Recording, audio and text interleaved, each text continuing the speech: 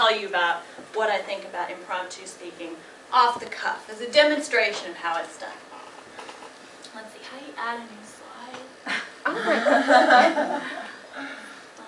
Okay. No, hold on, let's see.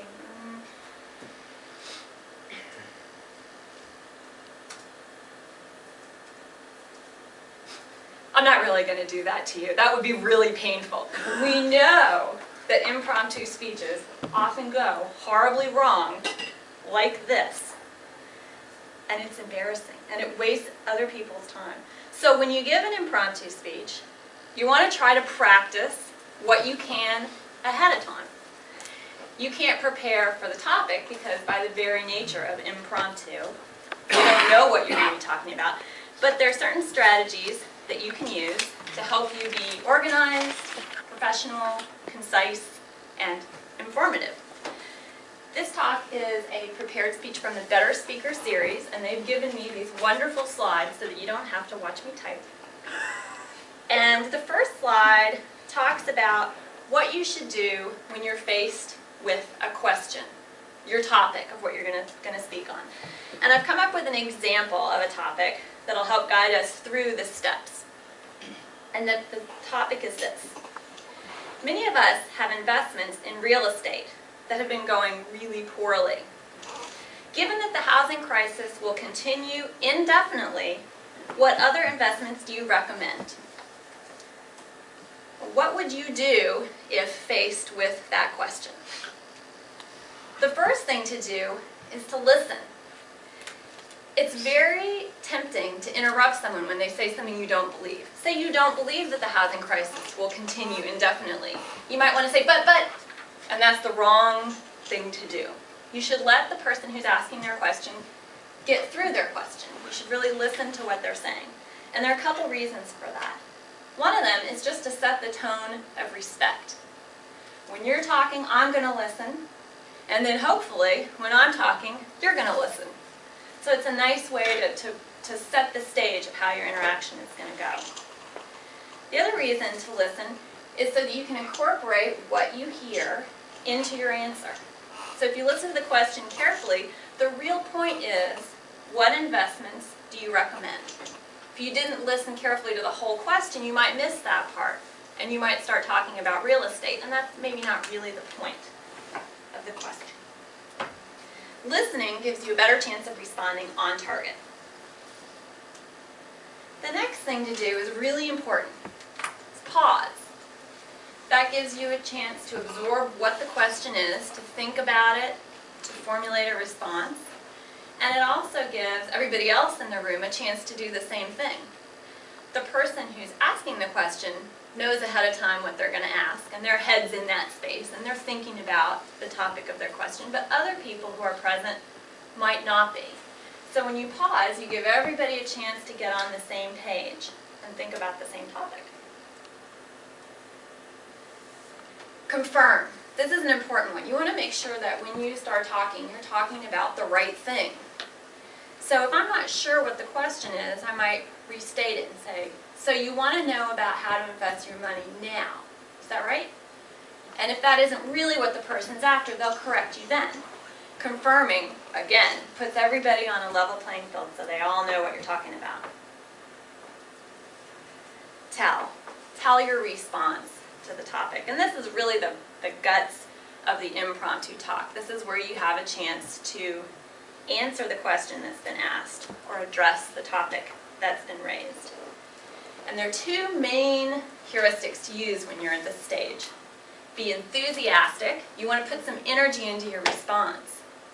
You don't want to say, yeah, man, real estate really stinks, because that's not going to help anybody. You want to be as upbeat as you can while being accurate. And you want to stay focused. You don't want to wander off into a topic that's not the main point.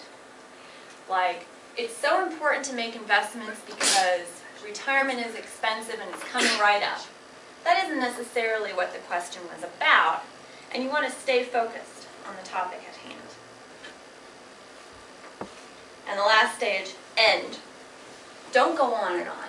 Don't belabor the point. Once you've presented your answer, you want to leave them wanting more. If you aren't sure whether you've talked enough, ending now and letting people ask follow-up questions is a great confirmation that what you're saying is important and interesting to your audience.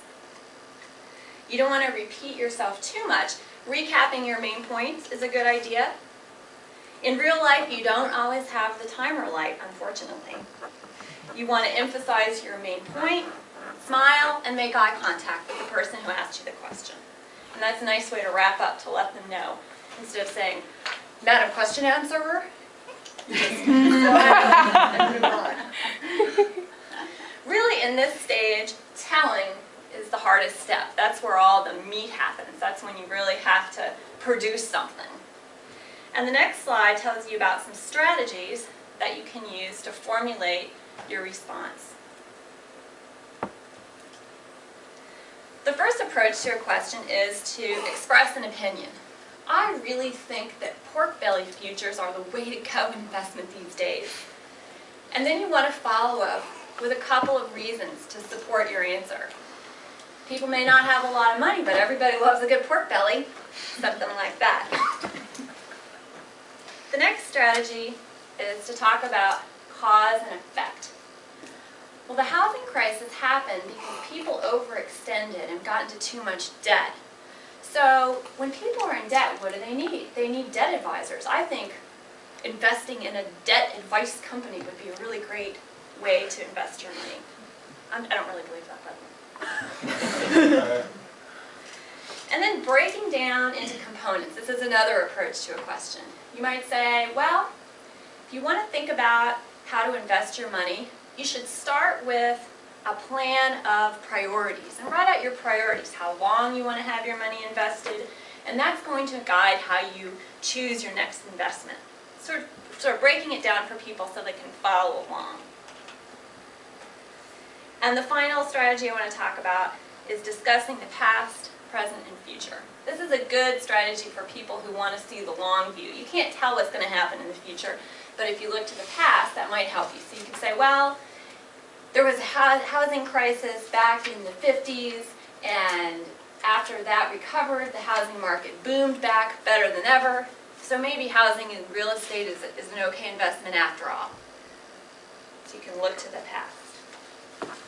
Once you have your strategy in place, it's time to stand up and deliver the goods. How do you do that? First is to be confident. Have this peace of mind to stand up. Give yourself a minute. Take a breath. You've been asked a question. Clearly somebody thinks that you're an expert, or at least that you have a good opinion that's worthy of sharing. And it's okay to repeat the question. Sometimes repeating the question gives you a running start at answering it. I think of it as analogous to writer's block. It's hard to look at a blank sheet of paper. It's also hard to look at a room and think, oh my gosh, what's the first word I'm going to say? Just repeating the question can help break the ice a little bit in that respect. Be brief. Stick to the point, and don't repeat too much. This is akin to that end your talk in a good manner. If people want to hear more, they'll ask you to say more.